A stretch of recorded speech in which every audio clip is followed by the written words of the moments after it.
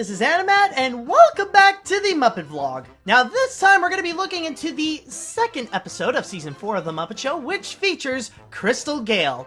Now for those of you who are unfamiliar with Crystal Gayle, she is actually known to be a country singer, and she is actually in a family of popular country singers. Among her siblings actually includes Peggy Sue Wright, Jay Lee, and Loretta Lynn, in which the latter actually appeared on an episode of The Muppet Show in Season 3. But going back to Crystal Gayle, her most popular song that she actually did was Don't It Make My Brown Eyes Blue, in which she actually did win a Grammy Award for. And she is actually known to be the first ever female country singer to have a platinum-selling album with When We Must Believe in Magic. Now, going into the episode that she has appeared in, it was actually quite enjoyable, but I must say, unlike the last one that featured John Denver, it's not necessarily as like the story that's going on with it.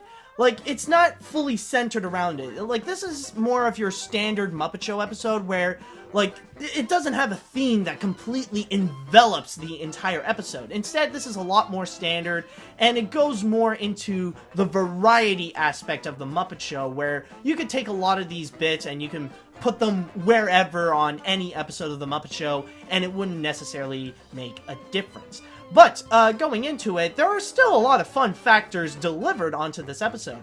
For example, the opening bit, they actually started off, it is rather weird, but, you know, it's enjoyable nonetheless. It's the Muppets.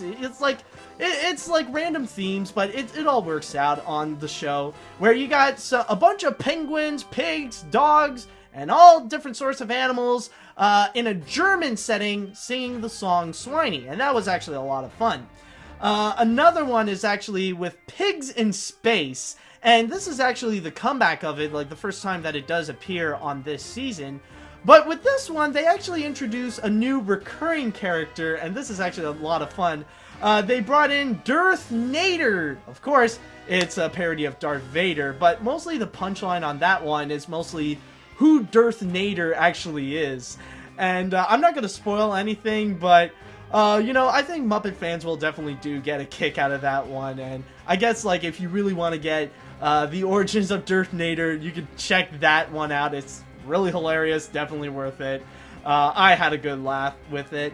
There is another one, which is like an old-style ragtime song with Hold Tight, with Rolf playing on the piano, and it's mostly fish-centered, where Rolf doesn't necessarily sing it that much. It's mostly you got fish backup dancers, and you also got a shark that's mainly singing it about eating fish. And then suddenly, like, there would be a lobster that would participate in playing the piano with Wolf, but then suddenly, like, the shark just comes in, jump!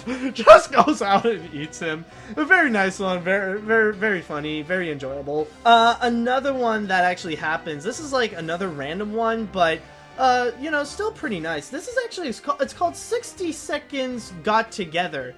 And for some reason, I always thought that 60 Seconds Got Together, this musical number, like, it feels like it should be better placed in Sesame Street. Because with that song, like, it mostly tells you about time. And if anything, it sounds like a pretty good tool to teach kids about how time works.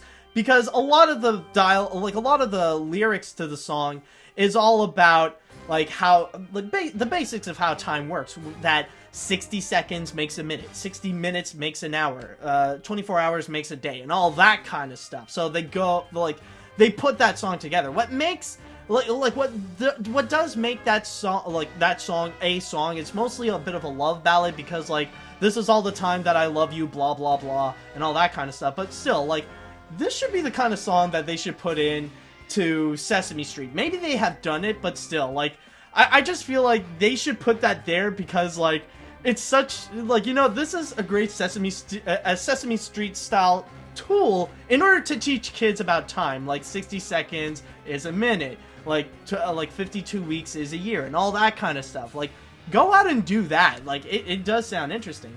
But there is another bit with the prairie dogs, and this is actually pretty interesting. Now, this is either very rare that it happens, or maybe this is the first time that I see it happen, where they got this massive story that's going on backstage where all the prairie dogs are just stealing everything, but they don't use that to the grand finale. Instead, this is the musical number before the finale of the episode, where all the prairie dogs are singing "The Best Things in Life Are Free," where they're in a barber shop and Fozzie's just there relaxing, and the prairie dogs are just stealing everything.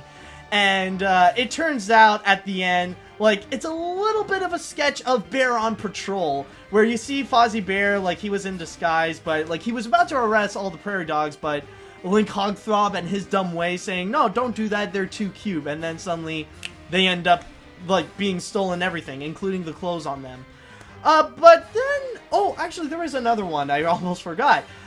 There is a Muppet Labs bit, where they actually created the Banana Sharpener, where instead of just hanging them wherever or just leaving a banana there, what you can do, you can sharpen your banana and you could just throw it to the wall and it'll just stick there. If you want a banana, you should just, you know, pluck it out of the wall that you threw it, and it can pretty much be used as a weapon and pretty much see the dangers of how it can go.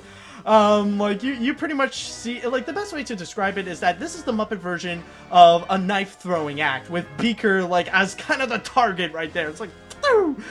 Oh, yeah, but it's nice. But going back into Crystal Gayle, I would say that she is more of your standard special guest star. She doesn't get too involved with what's going on backstage or with the story and all that kind of stuff. And the episode is not necessarily about her per se. She's just mostly there to be the guest star. Like, she would go and sing River Road, just, you know, going out, and it is a nice ballad, I must say. It is pretty nice. And then there is another one.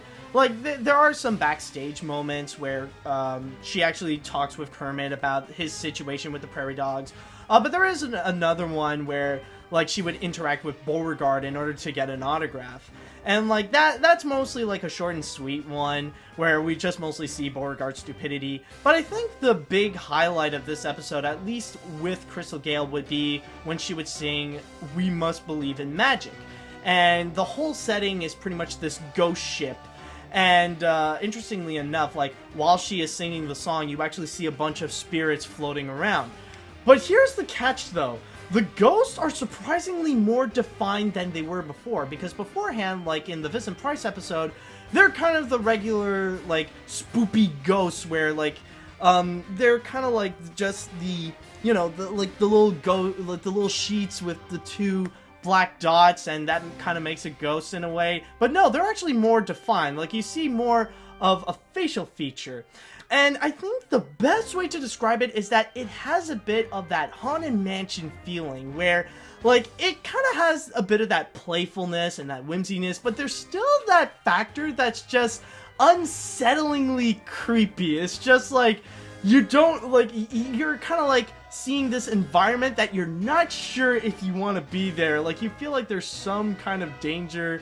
Like, there's just some factor, like, this is the full-on definition of spooky. This is not, like, spoopy. No, like, this is full-on spooky where it feels unsettling. It's like, I don't know. Like, even the whole setting of We Must Believe in Magic, I think, like, the best way to describe it is actually, like, the ballroom scene from the ride. Is that, like, you see the ghosts, like, you know, dancing around and moving around and stuff like that, and you see, like, they are legitimately ghosts, so, like, you can see right through them and all that kind of stuff. And, like, there's still that factor, like, you see, like, the whimsiness of the ghosts floating around, but there's still that creepiness. It's like, oh my god, there's ghosts. This is like, there's ghosts flying around. Ugh, why am I here? You know, like, there is that setting, but, you know, it kind of has a bit of that, like, I guess, like, a creepy beauty in a way. I think that's probably the best way to describe it. Either that, it's like, it's either creepy beauty or very reminiscent to the ballroom scene in the Haunted Mansion. It's either one of those. Take your pick. But I would say that overall, this is more of your standard episode. It's actually pretty fun to watch, you know, but like I said, a lot of it is pretty much standard. It's not really, like, a lot of the sketches don't necessarily connect to one another, but, you know, they work well individually. The special guest star, not as connected with the episode. It's not really about her, or the theme is not about her, but, you know, like, she's there. She does a pretty good job, and I guess that, like, there's nothing much to complain about this. I mean, like, the episode itself, it doesn't necessarily deliver anything special, but what it delivers it well. It delivers it fine. So this is your standard good Muppet Show episode. But anyways, that is pretty much it. So I just want to say thank you guys so much for watching. Well, pretty much it for this episode anyways. And we will see if we will get anything more special in the next episode, or what's going to be coming up. But we will only know until next time. So see you later, dudes!